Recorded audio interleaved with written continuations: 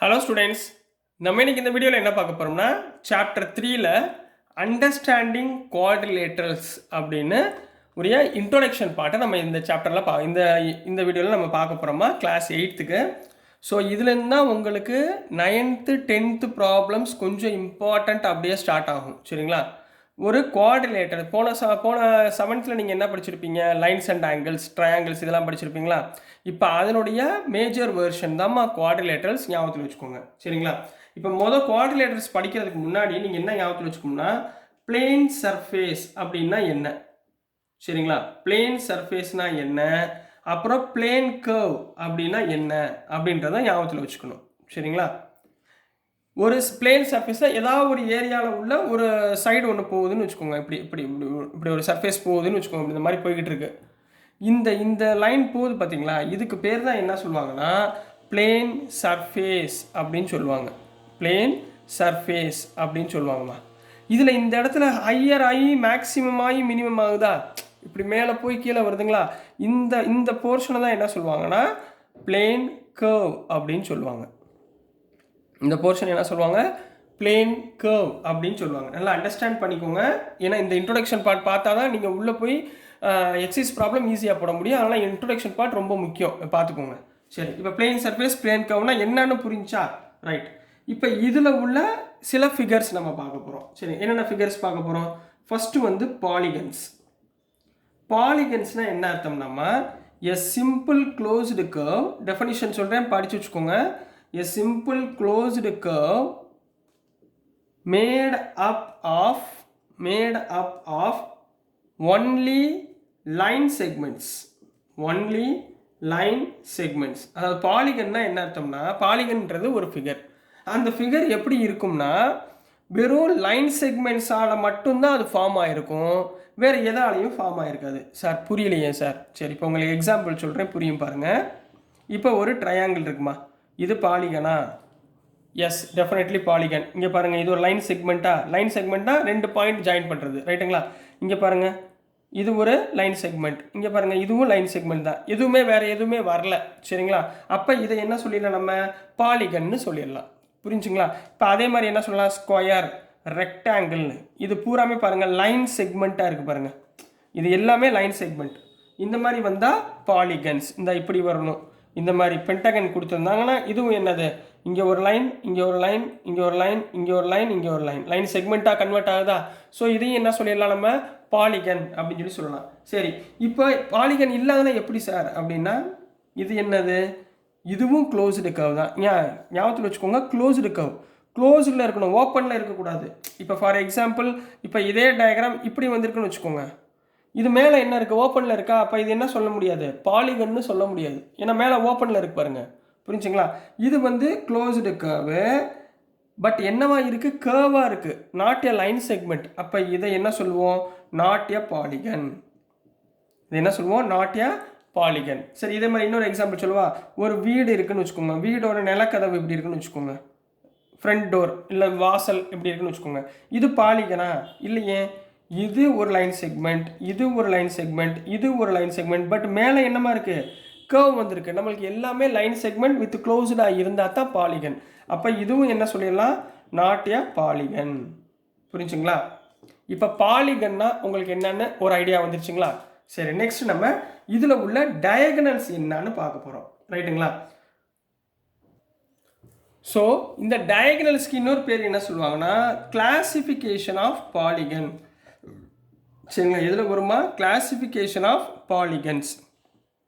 சரிங்களா? இப்போ நான் என்ன சொன்னேன்? பாலிகன்ஸ்னால் என்ன சொன்னேன்? ஒரு சிம்பிள் க்ளோஸ்டு கர்வு. அது எல்லாமே இதில் க்ளோஸ்டாக இருக்கணும், லைன் செக்மெண்ட்டில். இப்போ ஃபார் எக்ஸாம்பிள் நான் ஒரு ரெக்டாங்கிள் எடுத்துக்கிறேன்னு வச்சுக்கோங்களேன். ரைட், இது ஒரு பாலிகனா? எஸ், எல்லாமே லைன் செக்மெண்ட்டாக இருக்குது. இந்த வேல்யூ, இந்த ஆப்போசிட் வேல்யூவை ஜாயின் பண்ணுறோம் பார்த்தீங்களா? இதுக்கு பேர் தான் என்ன சொல்லுவோம்னா டயகனல்ஸ் அப்படின்னு சொல்லுவோம். என்ன சொல்லுவோம்? டயகனல்ஸ். அது இப்படி வரலாம், இப்படியும் வரலாம். இப்போ ஃபார் எக்ஸாம்பிள் ஒரு பென்டகன் எடுத்துக்கோங்க. இப்படி இருக்குன்னு வச்சுக்கோங்க. இது ஒரு டயகனல், இது ஒரு டயகனல். புரிஞ்சுங்களா? இது ஒரு டயகனல், இது ஒரு இப்படி வரலாம். சரிங்களா? இதெல்லாம் என்ன சொல்லுவோம்? நம்ம டயகனல்ஸ் உடைய எக்ஸாம்பிள்ஸ் அப்படின்னு சொல்லி சொல்லுவோம் கண்ணா. புரிஞ்சுங்களா?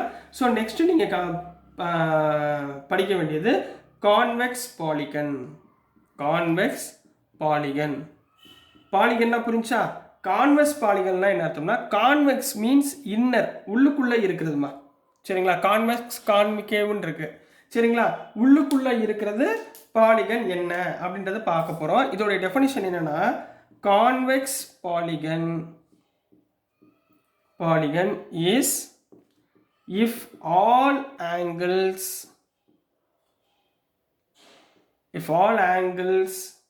of polygon are less than 180 degree. 180 டிகிரியை விட கம்மியாக இருந்தால் ஒரு டயக்ராமில் எல்லா ஆங்கிளுமே அதை என்ன சொல்லுவோம்? கான்வெக்ஸ் பாலிகன் அப்படி சொல்லுவோம். சார் எப்படி சார் புரியலையே? இப்போ ஒரு ரெக்டாங்கிள் எடுத்துக்கோங்க. இதனுடைய எல்லா ஆங்கிளுமே என்னம்மா 90 டிகிரிங்களா? இது எல்லாவுடைய ஆங்கிளுமே என்ன சொல்லுவோம்? 90 டிகிரின்னு சொல்லுவோமா? அப்போ எல்லா ஆங்கிளுமே 180க்கு கீழே இருந்தால் அதை என்ன சொல்லுவோம்? Convex polygon. அதே மாதிரி இப்போ ட்ரையாங்கிள், ஈக்குவலேட்டர் ட்ரையாங்கிள் வச்சுக்கோங்க. ஃபார் உங்களுக்கு நல்லா புரியுதுக்காக, ஈக்குவலேட்டர் ட்ரையாங்கிளுக்கு ஆங்கிள் என்ன? 60 டிகிரி.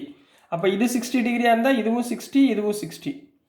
அப்போ இது எல்லா ஆங்கிளும் பாருங்களேன் 180க்கு கீழே தான் இருக்கா? அப்போ இதை என்ன சொல்லுவோம்? கான்வெக்ஸ் பாலிகன் அப்படின்னு சொல்லி சொல்லுவோம். புரிஞ்சுங்களாமா?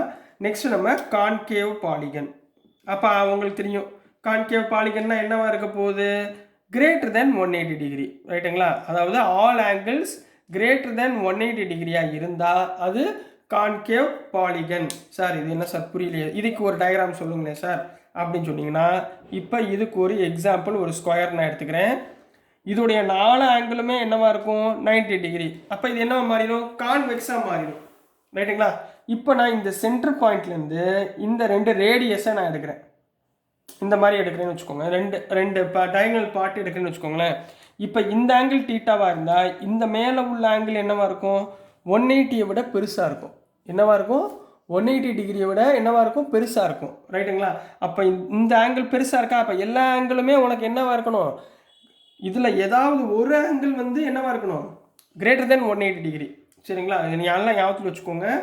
If any one angle greater than 180 degree, இதில் ஏதாவது ஒரு ஆங்கிளாவது 180 டிகிரிக்கு மேலேயா இருந்துச்சுன்னா அதை என்ன சொல்லுவோம்? திஸ் இஸ் கான்கேவ் பாலிகன் அப்படின்னு சொல்லி சொல்லுவோம். ஸோ நெக்ஸ்ட் நம்ம வந்து இதுக்கு இன்னொரு பேர் வந்து அவுட்டர்னு ஞாபகத்தில் வச்சுக்கோங்க. இன்னர்னா 180க்குள்ளே, அவுட்டர்னா 180க்கு வெளியே. ரைட்டுங்களாமா? ஸோ நெக்ஸ்ட் என்ன பார்க்க போகிறோம்? நம்ம ரெகுலர் பாலிகன். சரிங்களா? ரெகுலர் இர்ரெகுலர்னு 2 இருக்குது. கான்வெக்ஸ் கான்கேவ் பார்த்தோம்ல, அதே மாதிரி ரெகுலர் பாலிகன். ரெகுலர் பாலிகன்னா என்னென்னா, if all sides and angles are equal. ரைட்டுங்களா? இப்போ ஒரு ட்ரையாங்கிள் எடுத்துக்கோங்க. இதில் இந்த ட்ரையாங்கிளில் எல்லா சைடுமே எல்லா ஆங்கிளுமே ஈக்குவலாக இருந்தால் அதை என்ன சொல்லுவோம்? ரெகுலர் பாலிகன் அப்படின்னு சொல்லி சொல்லுவோம். சரிங்களா? இதே மாதிரி இர்ரெகுலர் பாலிகன் ஒன்று இருக்குமா? சரிங்களா? இர்ரெகுலர் பாலிகன் அப்படின்னா என்ன அர்த்தம்?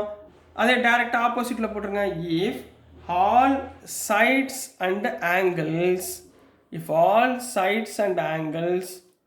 ஆர் நாட் ஈக்குவல் இல்லாமல் இருந்தால் அதை என்ன சொல்லுவோம்? Irregular polygon. ஃபார் எக்ஸாம்பிள் ஒரு ட்ரெபீசியம் போட்டுக்கோங்க இந்த மாதிரி. சரிங்களா? இப்போ பாருங்களேன், இந்த ஆங்கிள் வேறு, இந்த ஆங்கிள் வேறு, இந்த ஆங்கிள் வேறு, இந்த ஆங்கிள் வேறு. அதே மாதிரி பேரலல் லைன் ரெண்டுமே சைஸ் வேறு வேறையாக இருக்குது, சைடு வேறு வேறையாக இருக்கா? அப்போ இது என்ன சொல்லுவோம்? இர்ரெகுலர் பாலிகன் அப்படின்னு சொல்லி சொல்லுவாங்கன்னா, இதில் லாஸ்ட் இன்னும் ஒன்று டாபிக் இருக்குது, ஆங்கிள் சம் ப்ராப்பர்ட்டி.